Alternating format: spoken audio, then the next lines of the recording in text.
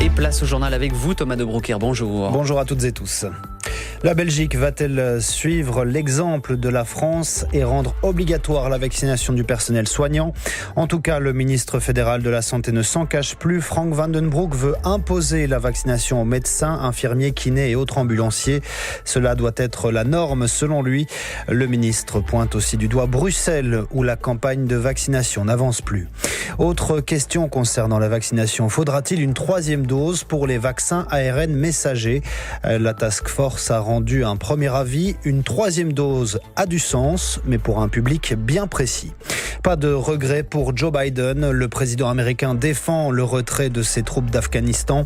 Malgré le chaos et l'arrivée au pouvoir des talibans, le président américain maintient que la mission est accomplie. Emmanuel Macron plaide, lui, pour une solidarité européenne pour gérer la situation. La vie culturelle renaît peu à peu après plus d'un an sans scène. Une reprise qui crée des embouteillages de pièces de théâtre. Ce sera une journée en deux temps. La météo en 2 mots, Amandine Aymar. Ce sera une journée en deux temps. D'abord un temps sec mais progressivement plus nuageux ce matin. Et l'après-midi, on attend un ciel couvert et de la pluie, le tout dans une ambiance assez venteuse. Il fera encore un peu plus frais qu'hier, avec des maxima d'à peine 13 à 17 degrés. La vaccination du personnel soignant va devenir obligatoire en Belgique, Thomas. Le ministre fédéral de la Santé, Frank van den Broek, le souhaite. Il prépare un texte en ce sens. Tous les avis demandés devraient être rentrés pour le mois de septembre. Cela prendra un peu de temps, mais la décision est prise, Michel Lagaz. Oui, il a longtemps hésité. Frank van den Broek avait misé sur la persuasion, sur l'information, mais au fil du temps, il s'est rendu compte que cela ne suffirait pas. D'ailleurs, voici à peine un mois, il évoquait déjà cette obligation devenue quasi inéluctable. Cette fois, sa décision est prise. Je crois en effet que pour les personnes qui travaillent dans les soins de santé, mais aussi les médecins dans les cabinets privés ou les kinésithérapeutes, la norme, l'obligation devrait être de se faire vacciner, comme exemple pour les autres personnes et pour la sécurité. Frank van den Broek, invité hier soir de l'émission La Vérité, Terzak. Cela ne se fera pas immédiatement. Il faut d'abord consulter de nombreuses instances, réunir les partenaires sociaux, mais le cadre juridique est déjà établi. Le gouvernement fédéral, les entités fédérées doivent aussi se pencher sur la question. Frank van den Broek n'a pas voulu d'ailleurs donner de date précise d'entrée en vigueur de l'obligation. La Belgique rejoindrait ainsi la France, qui a rendu la vaccination du personnel soignant obligatoire. Cela a été annoncé le 12 juillet. Et Frank van den Broek a aussi évoqué ce qu'on peut qualifier de problème bruxellois. Eh bien oui, pour lui, cette obligation vaccinale ne résoudra pas le taux de vaccination trop faible à Bruxelles. Croire qu'avec cette obligation vaccinale du personnel soignant, le problème de Bruxelles est réglé, c'est un peu la politique symbolique. Et le ministre plaide donc pour une participation active des écoles qui deviendraient partenaires de la campagne de vaccination. Là aussi, il faudra discuter. L'idée est également partagée par les autorités bruxelloises. Michel Lagaz, et rappelons que le prochain Codeco aura lieu vendredi. On l'attendait, la task force vaccination a rendu son avis sur l'administration en Belgique d'une troisième dose de vaccin ARN messager pour certains publics plus fragiles. Joanne Monté, que recommande cet avis ? Eh bien, pour les personnes âgées en maison de repos, il convient pour l'instant d'attendre, dit la Task Force, car il n'y a pas encore d'études publiées sur l'administration d'une dose en plus de vaccin à ARN messager dans cette population-là. Par contre, pour les personnes dont le système immunitaire est gravement déficient, une dose supplémentaire de rappel de ce vaccin a du sens. Pour ces patients immunodéprimés, une dose en plus de vaccin à ARN messager peut augmenter le taux d'anticorps ainsi qu'un autre levier de combat contre le virus qu'on appelle l'immunité cellulaire. On l'a compris, pour les personnes en maison de repos, ce ne sera pas dans l'immédiat. Mais pour les autres, de quel type de patients s'agit-il ? Il y a des personnes qui ont des déficits immunitaires d'origine congénitale. Il y a aussi des patients dont les reins ne fonctionnent plus et qui sont en hémodialyse chronique. 20% d'entre eux ne développent pas d'anticorps après une vaccination de base, d'après une étude américaine. Les patients qui ont reçu une transplantation d'organes sont aussi concernés. À cause des médicaments pour prévenir le rejet de la greffe, seul un patient sur 2 développe des anticorps détectables avec le vaccin. Enfin, la troisième dose serait utile pour certains patients séropositifs, les patients atteints de certains cancers des cellules sanguines, l'hémopathie maligne, et ceux atteints de maladies inflammatoires et traités par des médicaments immunosuppresseurs.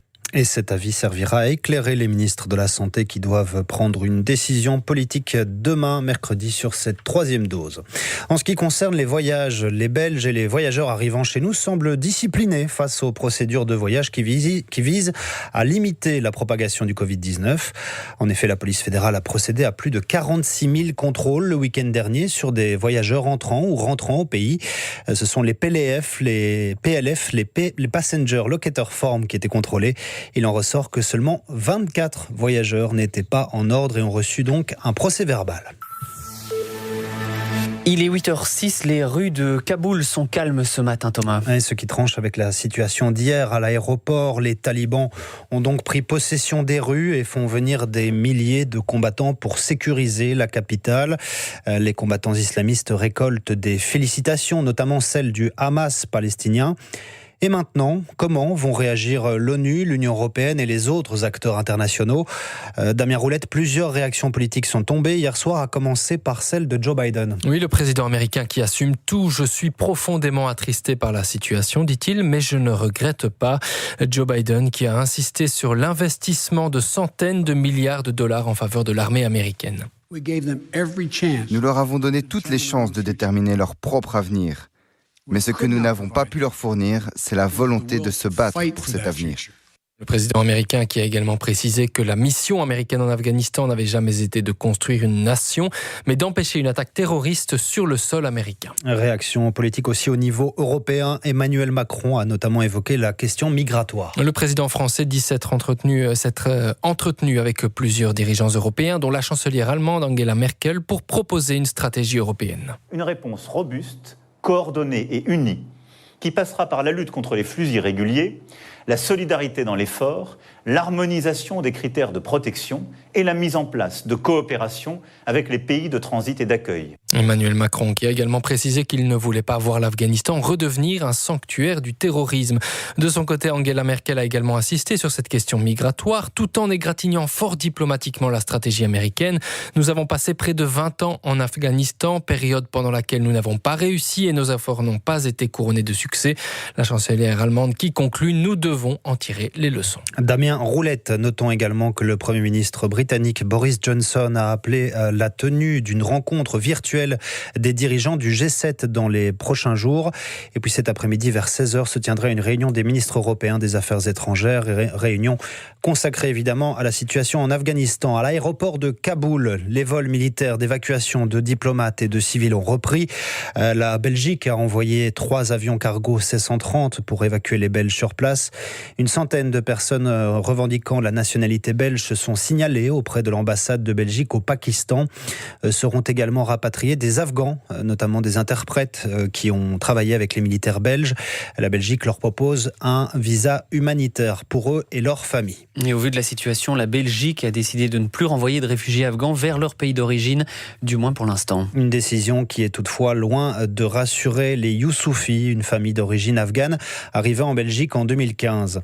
Installés et bien intégrés à Grédoisseau dans le Brabant wallon, ce couple et leurs 5 enfants se battent depuis pour régulariser leur situation. En vain jusqu'à présent. Ils vivent dans la hantise d'être un jour renvoyés en Afghanistan. Hugues Van Pell les a rencontrés. Oui, la vie des Youssoufis est comme suspendue. Ils ont une formule pour le dire. Nous sommes en Belgique, mais nous ne vivons pas vraiment en Belgique. Hussein, 22 ans. On est là, sans avenir, sans papier, sans une situation stable. Et on est perdu. Imaginons, j'ai fini mes études. Comme je suis sans papier, je ne peux pas travailler. Et comme mon père il est sans papier, il ne peut pas travailler. On est entre les deux, en fait. On ne peut rien faire. Les Youssoufis font partie d'une minorité religieuse persécutée par les talibans. C'est pour ça que les parents ont quitté leur pays en guerre il y a un peu plus de 20 ans. Ils ont passé quelques années en Iran avant d'arriver chez nous. S'ils retournent maintenant en Afghanistan, ils en sont convaincus, c'est l'asservissement assuré, les mariages forcés pour les filles et sans doute la mort. Je ne vois pas l'espoir en Afghanistan. Je ne vois pas qu'il y a un pays qui va venir s'installer en Afghanistan. C'est impossible. On n'aura pas notre place. Et on est tout le temps dans les problèmes, on est tout le temps avec les menaces de mort qui vont venir partout. Et j'ai pas envie qu'on finisse par être tué par les talibans. Je sais pas quoi dire. Certes, la Belgique a décidé de ne plus renvoyer pour l'instant de réfugiés afghans dans leur pays d'origine, mais la seule chose qui pourrait vraiment rassurer les Youssoufis aujourd'hui, c'est la garantie d'un avenir ici, avec des papiers. Rencontre signée Hugues Van Peel. Dans le reste de l'actualité internationale en Haïti, le bilan des victimes du tremblement de terre de samedi, toujours en hausse. On dénombre ce matin un peu plus de 1400 morts et des milliers de blessés. Les secours s'activent toujours pour retrouver des survivants. Une tâche rendue encore plus difficile par l'arrivée de la tempête tropicale Grace. Un incendie provoque l'évacuation de milliers de personnes dans le Var en France. 750 pompiers luttent depuis hier contre cet incendie de forêt autour de Saint-Tropez. Parmi les personnes évacuées, de nombreux touristes occupant les campings de la région. Il n'y a pas de blessés. Un prix Nobel de littérature, et pas n'importe lequel, accusé d'agression sexuelle. Bob Dylan est poursuivi devant un tribunal de New York par une femme. Elle affirme que le chanteur l'a agressée sexuellement il y a près de 60 ans, quand elle était âgée de 12 ans. Le chanteur aurait abusé de son statut de musicien pour fournir de l'alcool et des drogues à la victime et pour l'agresser à plusieurs reprises. Dans un communiqué, le porte-parole du chanteur de 80 ans affirme que l'accusation vieille de 56 ans est fausse et sera vivement combattue. Il est 8h11. Avec la crise sanitaire, beaucoup de théâtres n'ont pas pu proposer à leur public l'entièreté de leur programmation. Alors, à l'approche des nouvelles saisons, les théâtres bruxellois ont dû trouver des solutions pour éviter les longues listes d'attente et l'annulation des représentations. Au théâtre Le Public, on n'a d'ailleurs pas attendu le début de la saison. Depuis début mai, les représentations ont lieu en extérieur dans le cadre du festival Retrouvailles organisé par le théâtre. Et pour proposer plus de représentations, le théâtre a aussi commencé sa saison 2 mois plus tôt que prévu. Eva Secker. Bonjour Gaëtan, on t'interrompt pas ? Ça va, je m'en vais. Gaëtan Lejeune est à la barre du seul en scène Froufrou pour le festival Retrouvailles. Le comédien se dit chanceux de pouvoir à nouveau brûler les planches, alors que de nombreux comédiens et théâtres ont vu leur projet s'annuler. C'est le sentiment de n'être plus rien qui a été dur. On doit réinventer d'autres choses, mais que les projets puissent renaître un peu. Après, c'est très compliqué maintenant parce que c'est un embouteillage total, et donc le retour est dur. Le théâtre a aussi réinventé sa saison, devenue plus longue que les années précédentes, de 10 à 12 mois, et cette décision a permis de reprogrammer presque toutes les représentations des 2 dernières saisons. Pour le directeur Michel Cassenellen-Bogen, c'était aussi un moyen de rattraper tous ces rendez-vous manqués. Pratiquement tout ce qui a été annulé a été reprogrammé. On a recommencé, comme je vous le disais, le 1er juillet, les spectacles de la saison. Donc tout au long de la saison, jusqu'au 30 juin de l'année prochaine, l'ensemble de ces spectacles vont trouver leur place, oui. Pas de file d'attente ou d'embouteillage, selon le directeur.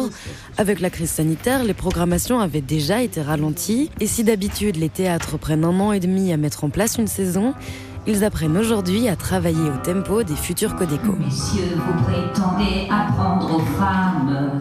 Reportage d'Eva Secker. Des planches de théâtre, on part sur les terrains de foot à la rencontre d'un ninja. Raja Nainggolan, le ninja comme on le surnomme, est officiellement à l'Antwerp, une réalité depuis ce week-end.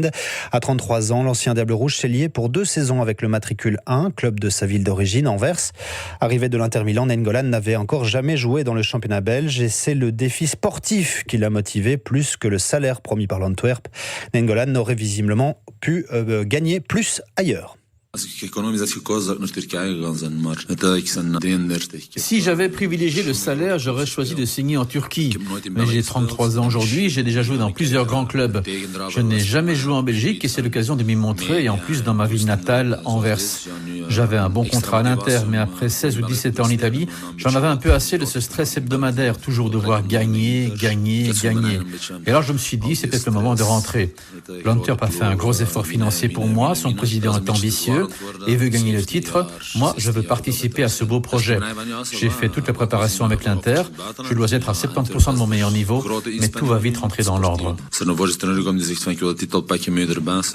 Et celui qui devrait signer en Turquie, c'est Michy Batshuayi. L'attaquant de Chelsea devrait être prêté au club stambouliote de Beşiktaş pour une saison. Et à 8h14, c'est la fin de ce journal. Merci à vous, Thomas de Broecker.